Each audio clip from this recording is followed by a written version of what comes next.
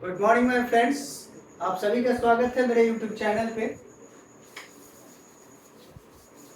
आज हम लोग पढ़ने वाले हैं Newton's third law of motion, Newton first law and second law. हमने पिछले सेशन में पढ़ाया था और ये हमारा जो है फोर्थ क्लिप होगा, जिसमें आज हम लोग पढ़ेंगे Newton's third law of motion, Newton के तृतीय गति के नियम।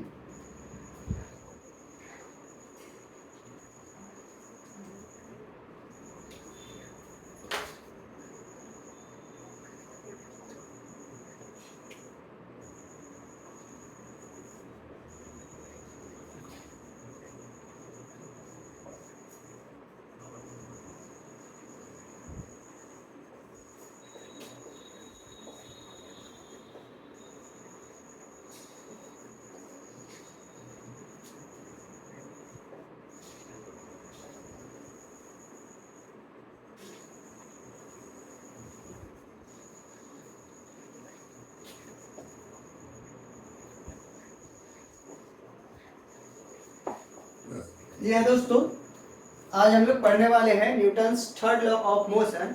और इस मोशन के बारे में लगभग सभी लोग जानते हैं कि every action and equal magnitude and opposite reaction, अर्थात प्रत्येक क्रिया के विपरीत समान परिमाण की विपरीत दिशा में प्रतिक्रिया होती है।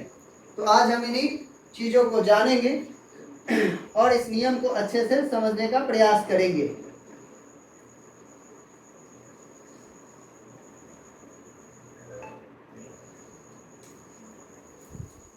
तो आइए सबसे पहले इसको डिफाइन करें।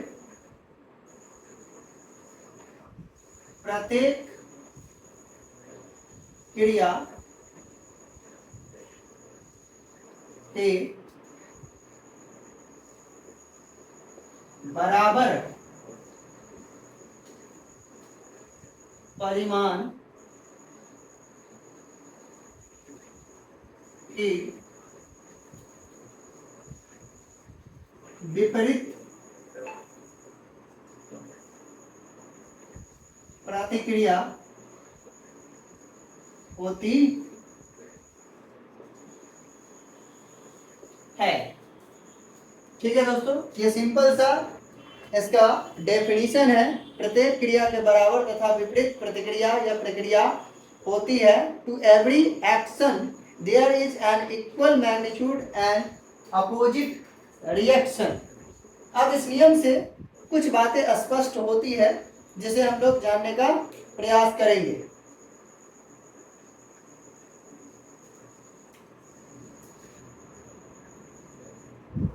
इस नियम से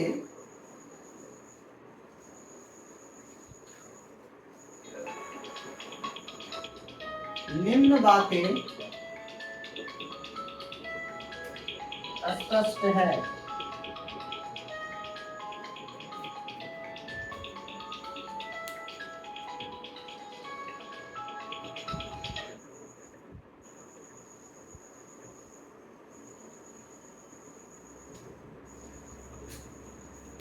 निम्न बातें स्पष्ट है।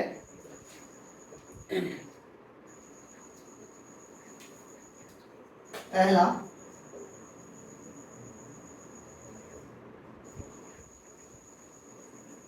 इसमें या फिर इस सिस्टम में, ठीक है, या किसी भी सिस्टम में बोल सकते हैं आप, किसी भी ज्यादा अच्छा रहेगा, लिखिए किसी भी सिस्टम में फोर्स की संख्या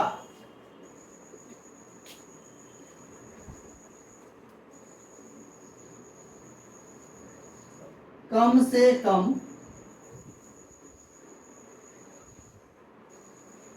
2 होगी। पहली बात कि फोर्स की संख्या कम से कम 2 होगी, अर्थात फोर्स हमेशा पेयर में होगा।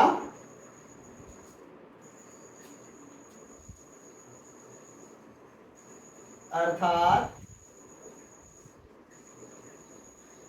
फोर्स हमेशा पेयर मतलब जोड़ा, युग्म, पेयर में होगा।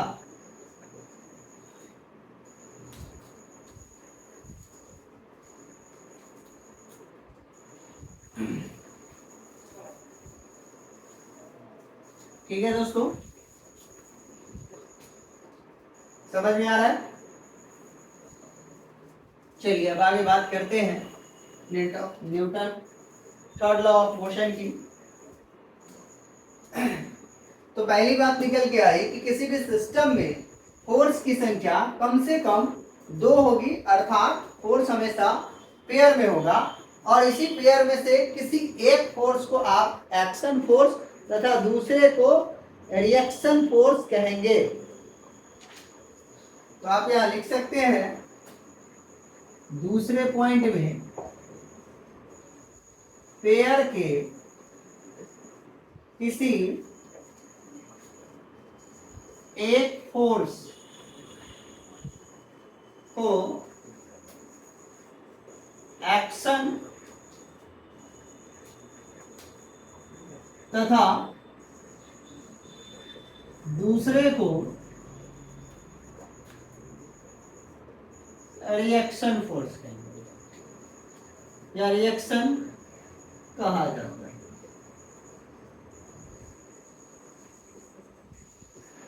जैसा कि डेफिनेशन से स्पष्ट है कि प्रत्येक क्रिया के विपरीत प्रतिक्रिया होती है, अर्थात एवरी एक्शन का अपोजिट एंड इक्वल मैग्नीट्यूड का रिएक्शन होता है।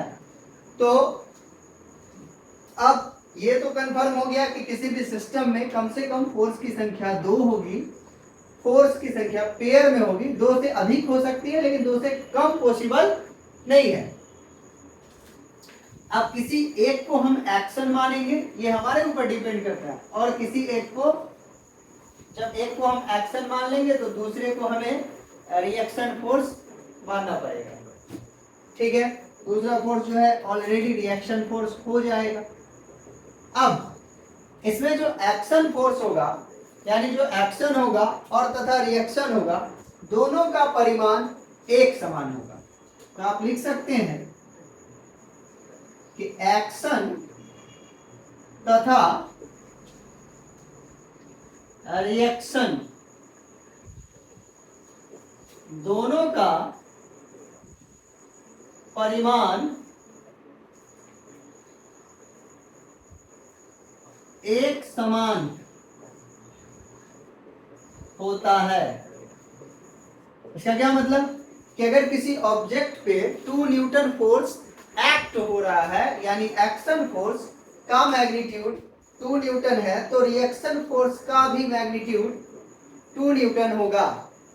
अब उस फोर्स पे लगने वाला जो नेट फोर्स, सॉरी, उस ऑब्जेक्ट पे लगने वाला जो नेट फोर्स होता है उसका मान 0 होता है, अर्थात एक्शन फोर्स का परिमाण रिएक्शन फोर्स के तो बराबर होता ही है, लेकिन एक्शन फोर्स की दिशा और रिएक्शन फोर्स की दिशा एक दूसरे के विपरीत होती है, अर्थात किसी वस्तु पे लगने वाला एक्शन तथा रिएक्शन दोनों एक दूसरे के विपरीत दिशा में कार्य करते हैं। तो आइए चौथा पॉइंट हम लोग लिखें, एक्शन तथा रिएक्शन एक दूसरे के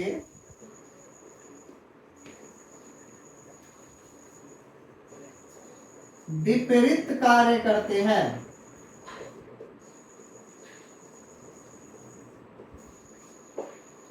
ठीक है दोस्तों, अब नेक्स्ट पॉइंट आगे देखते हैं।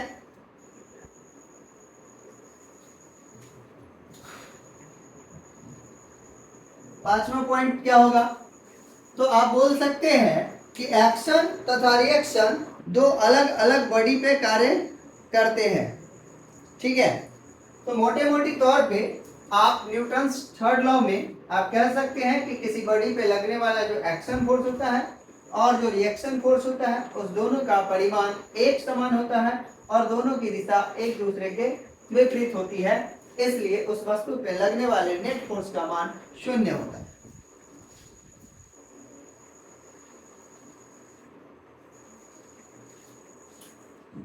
तो आप 5वां पॉइंट में आप लिख सकते हैं कि एक्शन तथा रिएक्शन, यानी एक्शन फोर्स तथा रिएक्शन फोर्स एक दूसरे को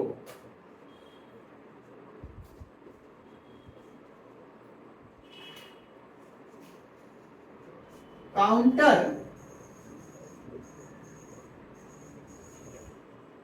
बैलेंस कर देते हैं। काउंटर बैलेंस करने का मतलब एक दूसरे के परिमाण को विपरीत दिशा में लगा देते हैं, संतुलित अवस्था में ला देते हैं, काउंटर बैलेंस कर देते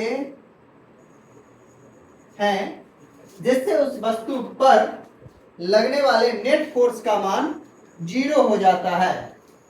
यानी आप लिख सकते हैं कि अर्थात नेट फोर्स का मान 0 होता है।